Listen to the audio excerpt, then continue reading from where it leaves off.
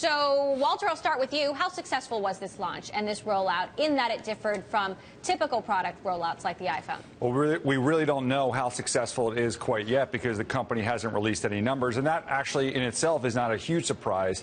They haven't been announcing pre-order numbers for the iPad for the last several models, so we don't know. It was a good marketing event for the company. I mean, the watch technically sold out within a few minutes for many of the models, but again, sold out of what? You don't know what the inventory was behind that.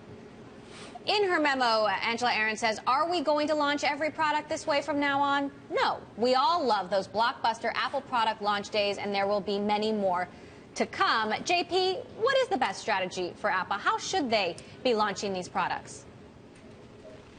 Well, for this particular product, it was important, I agree with Angela Arendt, that they teach people what this product is about. You know, there's been a wearables market for a couple of years now, and presumably Apple has probably just sold in about 6 days more smartwatches that have been sold up until that point over a period of 2 years. So for them to do that, they have to really teach people, why do I want this device and what is it capable of doing?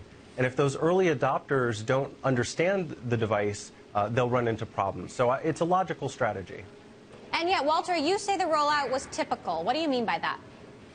It's typical in the fact that when they launch the product, you have the product selling out, as far as the pre-orders are concerned, very quickly, which is a typical Apple thing where, you know, again, we don't know what the inventory is behind that, but they're at least a reflection that there is strong demand. I doubt that Apple, you know, sold out of a couple 100,000 watches. They're probably pre-orders that are in the millions. And again, that's been typical for Apple, that you know, these products, that the delivery dates get pushed out very quickly after going on sale. JP, there's always this question whether Apple is trying to increase demand by holding back supply, or whether indeed they just can't make enough for everyone who wants to buy one. What's your take on what's going on with the watch in particular?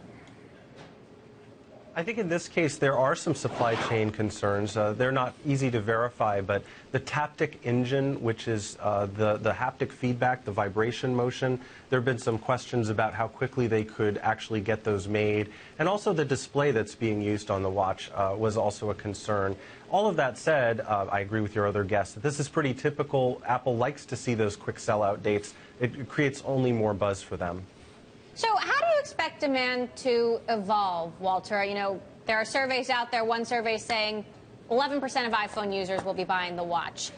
How will that number grow? And those surveys are based on people that have never actually touched the watch, used it, have seen their friends use it at parties or whatever. So I think these initial surveys should be taken with a level of a grain of salt that I think you just have to see how the product gets used out in the market. I mean, keep in mind that in the U.S. alone, which has a lot of disposable income, there's 100 million active iPhone users. Globally, it's 500 million. So there's a lot of customers out there that already have a product that this is a natural extension of. So we'll have to see how it rolls out. And also keep in mind that, look, we're in the June quarter as far as when these products are selling. If they sold, let's say, 5 million watches during the quarter, that's $2 billion in revenue on an estimate for that quarter that's $45 billion. So this watch, as far as the numbers are concerned, aren't going to make or break it. It's just a further extension of the ecosystem. And frankly, Tim Cook's really his first new product category as a CEO.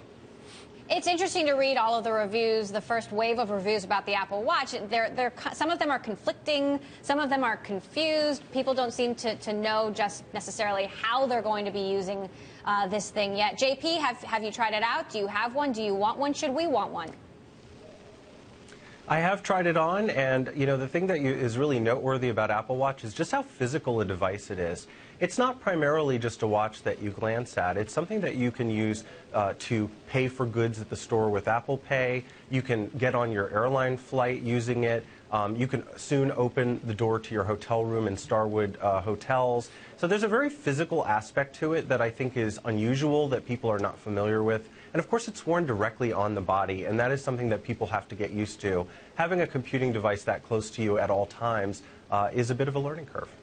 Walter, how about you? Well, what I'm hoping for is that another one of the functions will be a remote control that controls the Apple TV with new functionality that gives me an alternative to the $120 that I'm paying DirecTV today. And that's something that could be another function for the watch and you know, kind of a precursor to new product categories that Apple can get into over time. I've also tried the watch. Again, when I first tried it, when it was very first announced, I felt very glitchy. My more recent test of it, it was performing really flawlessly. Some of frankly, the criticisms online have been focused on uses of the watch, like scrolling through Twitter feeds, that most users, I just don't think will be using the watch for. This is an extension, and there'll be ways that people use the watch that are just not thought about today. So we're very positive on you know, what the potential is for this watch.